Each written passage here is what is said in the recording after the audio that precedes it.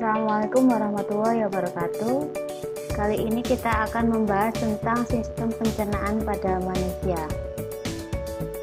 Garis besar sistem pencernaan manusia, kita akan membahas tentang nutrisi, organ-organ pencernaan, proses penyaluran makanan, gangguan pada sistem pencernaan, dan upaya menjaga sistem pencernaan pada manusia.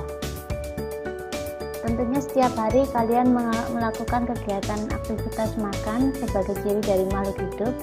Namun apakah nutrisi yang kalian makan itu sesuai dengan kebutuhan pada usia kalian? Untuk itu kita pelajari tentang materi berikut ini. Tujuan dari pembelajaran ini, yang pertama, peserta didik dapat mengidentifikasi zat makanan yang dibutuhkan oleh tubuh. Kemudian peserta didik dapat menjelaskan fungsi zat makanan bagi tubuh manusia. Selanjutnya, peserta didik dapat menjelaskan struktur organ-organ dalam sistem pencernaan secara berurutan. Dan juga peserta didik dapat menjelaskan fungsi sistem pencernaan dengan tepat. Bahan nutrisi dalam makanan terdapat kandungannya, yaitu ada yang mengandung karbohidrat, ada lemak, protein, mineral, vitamin, dan air. Kesemua dari nutrisi tersebut secara umum fungsinya adalah sebagai penyedia energi, pembangun tubuh, pelindung, dan pertahanan tubuh. Mari kita bahas satu persatu nutrisi pada bahan makanan.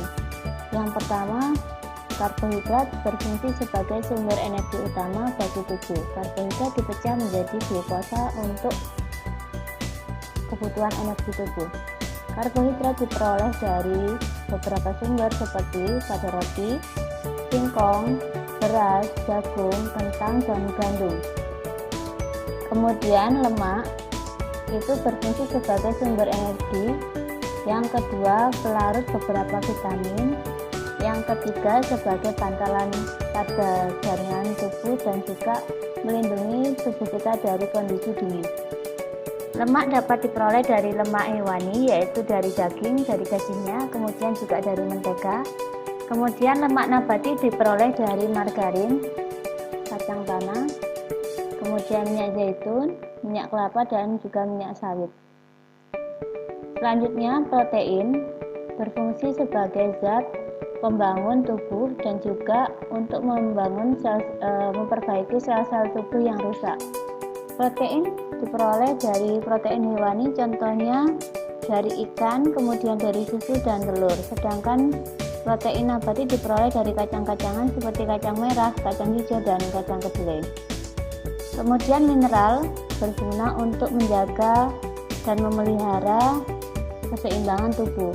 Mineral ada yang dibutuhkan banyak, yaitu disebut dengan unsur makro. Contohnya natrium, kalium, kalsium, fosfor, magnesium, klor, dan sulfur. Kemudian unsur mikro adalah mineral yang diperlukan dalam jumlah yang sangat sedikit. Contohnya adalah mangan, seng, tembaga, kobalt, krom, dan molibdenum. Sedangkan vitamin juga diperlukan untuk pemeliharaan tubuh.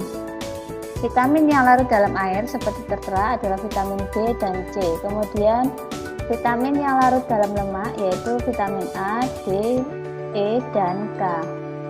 Kemudian selain nutrisi, kita juga memerlukan air sebagai pelarut, kemudian menjaga tekanan osmotik sel, mengangkut makanan ke jaringan, mengangkut sisa metabolisme keluar tubuh, sebagai medium beberapa reaksi kimia, menjaga keseimbangan tubuh.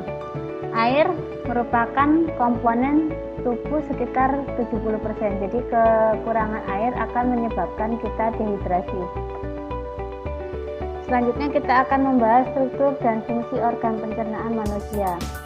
Organ pencernaan manusia secara berurutan yaitu mulut, kerongkongan, lambung, usus halus, usus besar, rektum, dan anus. Sedangkan kelenjar pencernaan yaitu kelenjar lidah, hati, empedu, kemudian pankreas, dan juga pada usus halus. Kita mulai dari yang pertama, bagian dari sistem pencernaan. Yang pertama adalah rongga mulut.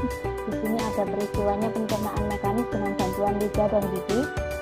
Kemudian bagian lidah itu berfungsi untuk membantu mengaduk makanan, membantu membersihkan mulut, membantu bersuara, dan membantu mendorong makanan waktu menelan, dan sebagai indera pengecap. dapat dilihat bahwa pada bagian ujung merupakan pengencap rasa manis, rasa asam pada tepi bagian depan, rasa asin pada tepi bagian belakang, dan rasa pahit pada pangkal lidah. Kemudian selanjutnya di dalam rongga mulut ada gigi. Gigi seri berguna untuk menggigit dan memotong, kemudian gigi taring berfungsi untuk mengoyak dan mencabik, kemudian gigi geram berfungsi untuk menggilas dan menghancurkan bagian yang lebih kecil. Kemudian rumus gigi pada manusia untuk anak-anak atau gigi susu yaitu seperti pada tayangan, jumlah giginya adalah 20, sedangkan pada manusia dewasa atau gigi permanen tetap jumlahnya adalah 32. Kemudian struktur gigi dapat dilihat ada emil yang merupakan bagian terluar dan terkeras dari gigi, dentin, kemudian leher, akar, kemudian pada dalamnya ada saraf dan pembuluh darah. Setelah itu di rongga mulut juga terdapat kelenjar ludah yang ada di bawah daerah rahang bawah, kemudian di bawah lidah dan dekat daerah telinga sebelah kanan dan sebelah kiri. Kemudian selanjutnya setelah dari rongga mulut, makanan akan menuju ke kerongkongan yang merupakan saluran antara rongga mulut dan lambung.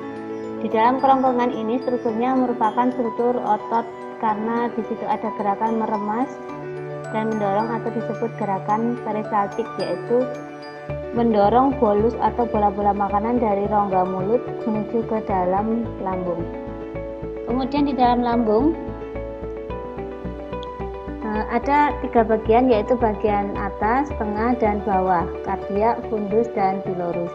Di dalam lambung di sini ada beberapa getah, kemudian asam lambung yang berfungsi untuk membunuh kuman dan mengaktifkan beberapa enzim, kemudian enzim renin dan enzim pepsinogen.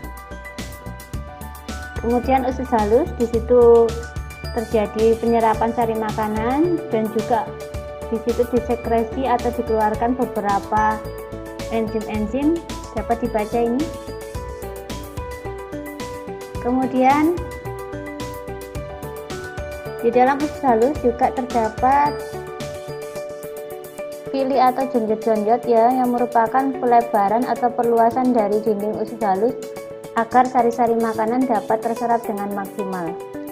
Kemudian setelah makanan dari usus halus, dia akan menuju usus besar yang merupakan bagian di sini berfungsi untuk penyerapan air dan pembusukan sisa-sisa makanan oleh E. coli. Kemudian di akhir proses pencernaan yaitu poros usus dan anus, di situ merupakan akhir dari sistem pencernaan, yaitu akan dibuang feses yang disebut prosesnya defekasi. Kemudian di sini adalah rangkuman atau ringkasan dari beberapa enzim pencernaan yang terdapat pada beberapa organ. Demikian presentasinya. Terima kasih. Assalamualaikum warahmatullahi wabarakatuh.